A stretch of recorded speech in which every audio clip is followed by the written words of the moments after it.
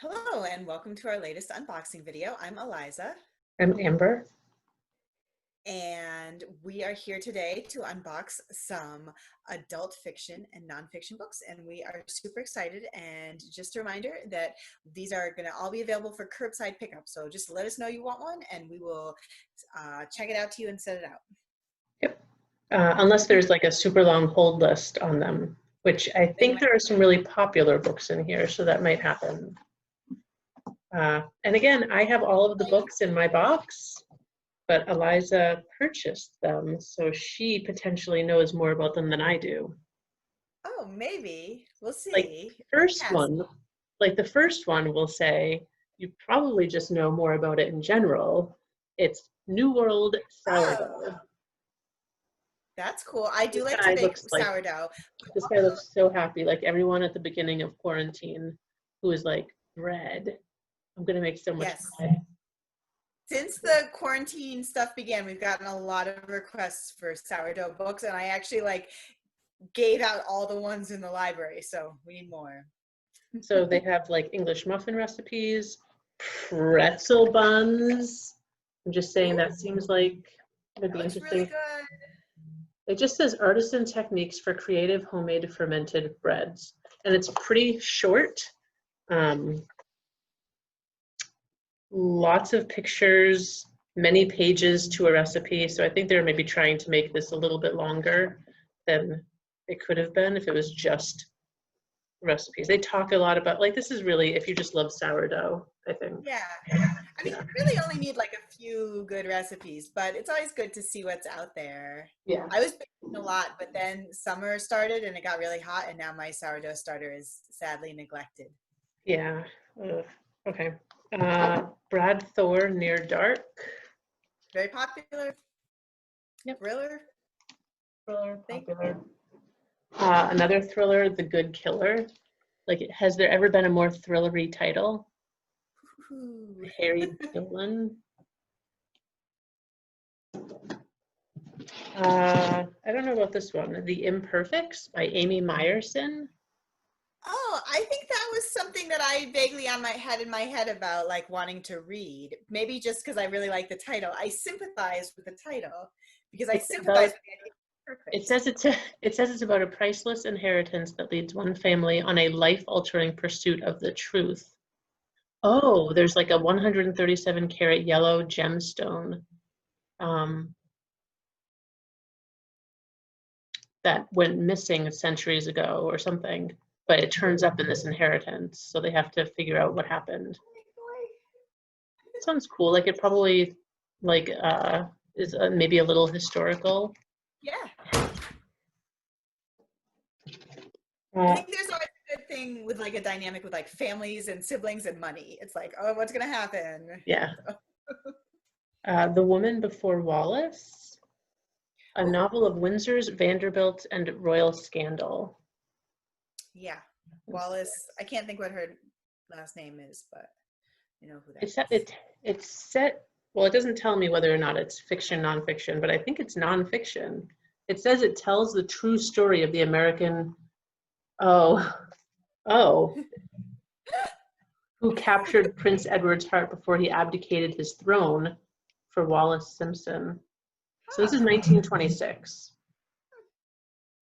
I feel like maybe I watched The Crown, so of course I feel like I know everything British, but this seems like something that maybe happened around the time that The Crown, like the first season, Okay. took place. I don't know, but like, well, she was after.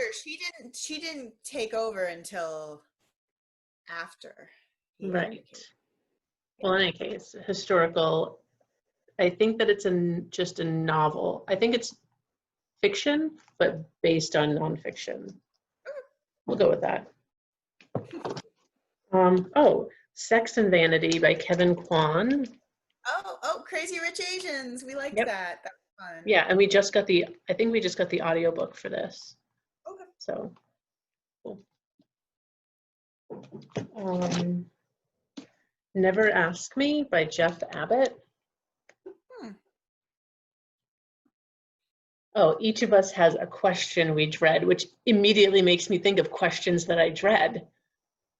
Is I this don't. like, this must be like a thriller. Oh, it's a riveting tale of dangerous secrets one family has concealed. Oh. So you want to talk about race? We've really been getting a lot of books recently in our collection that talk about race. We've So, had requests from the community yes. for this. We're building a solid collection. Yeah. It's called An Actionable Exploration of Today's Racial Landscape. So that's good. The Deficit Myth by Stephanie Kelton. This is I am nonfiction. very excited about this one. Really? I am very into modern monetary theory, which is what she discusses in this book. That sounds so boring when you say it like that. I'm just saying modern monetary. I'm so excited about it. And I will refrain from launching into like a little explanation about what it is. But if you are just at all interested in economics and how the federal government works and how a lot of what people just like think and say all the time is just like totally misled, I'm really excited. I'm a big Stephanie Kelton fan and I'm looking forward to her book. I've been converted. I like the title, The Deficit Myth. I like the idea that the deficit is a myth. Yes. Just that specifically. So for that alone, I would maybe try and read a few pages. Yeah. Back to our thrillers. The Girl from Widow Hills by Megan Miranda. And I think it's just another thriller. It's from the author of The Last House Guest, which I think was. I've never read any of Megan Miranda's, but they are the kind of book I like, so maybe I should try one. Maybe you should. Maybe this is where you start. It's good if you find a new author and then you can just like read all of them. Yeah. I think we have just a lot of thrillers in this. This is more like a nonfiction thriller. The Cold Vanish. That sounds creepy. Oh, listen to the, okay, so this is interesting. Until a person is found, you don't know if they're dead. Their remains entombed forever under a rockside or hidden in a crevasse, scattered by wolves or more likely birds. What then, when you open Schrodinger's box and there's no cat inside at all? What if it's empty? What is that third choice? I didn't realize that was a third option. It's either dead or alive. What is this book what about? happens when you don't find, when it's not in there at all? It just says stories that defy conventional logic. Huh. I'm intrigued.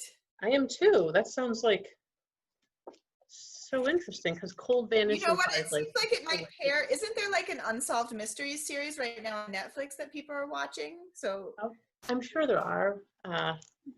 Probably has the word cold, like cold case maybe or something. I think it's called Unsolved Mysteries. Oh, okay. Yeah. Sure. Well, now I have a book. Oh, and we have a second copy of The Deficit Myth. You're supposed to get two. I'll investigate that. And then we have. I meant to buy two. We have Her Last Flight by Beatriz Williams. And she does a lot of, it's historical, right? Yeah. She's like a solidly popular author. Yeah, 1947 photographer and war correspondent. She also wrote The Summer Wives and The Golden Hour. Mm-hmm. The End of Her by Shari Lapena. I've never read a Shari Lapena either, but I thought that one looked good. I think it's about someone who just gets married and then they find out something about their husband's first wife. Yeah, that's like a common. Yeah. It looks like a thriller, right? I mean, it's from the author of The Couple Next Door, which I remember being a thriller. I didn't read it, but it was very much in that Shari realm. Lapena is a good author name. I feel like that's like got the, I don't know. Yeah. You Again by Debra Jo Immergut. Huh. You Again. She doesn't remember getting these ones. A taut, twisting work of suspense about a woman haunted by her younger self. Hopefully that won't happen to us. This sounds really interesting. Yeah? Okay. Maybe it's an Amber book. A walk along the beach. Beach read. It looks like a cozy. Yeah, like a cozy beach read. We needed that to kind of break up the box overall. Ace Atkins, The Revelators. Mm-hmm. This is, what kind of books would you say he writes? Action thriller. Yeah, criminal syndicate stuff. And if you like him, maybe you'll end up liking Clive Cussler. Definitely the same category. Wrath of Poseidon. I know we've got people who are going to be really happy for those. Party of Two. Romance. Like, I think like a cute romance, I think. I mean, the cover looks like a cute romance. A chance meeting with a handsome stranger turns into a whirlwind affair that gets everyone talking. Ooh. Oh, there's a politician and law firm. So, cute. One last book. Once Upon a Time, I Lived on Mars. Oh, so this is the woman who was involved in, I can't remember, was it called like the Deep Seas Project or something? They had like a Mars simulation where they had High like, Seas. High seas, yeah, high seas. They had all these people live like in a big tent thing, like on a volcanic barren On place. Mauna Loa in Hawaii. Yeah. Cool. And I think things got like emotional at points for anybody who has been in quarantine for months and months, and it sometimes feels a little bit trapped. Like these people were like really trapped. So That sounds so crazy. Yeah, it says like everyone focuses on how to get there, but no one really focuses on what will it actually be like once you're there and you're living there. Which reminds me of what it was, that movie that Matt Damon was in. Well, there was a book, obviously. The Martian. The Martian, yeah. Yeah. And just how it's like, how things can go wrong, but also just living on another planet like that, where it's another planet. Like, it's not Earth. You can't just find a telephone and call home. Like, you're just completely without all of those things. Mm-hmm. So I'm assuming that's what they simulate in this book. That's it. Our big box is empty. I enjoyed doing this unboxing. Hi guys.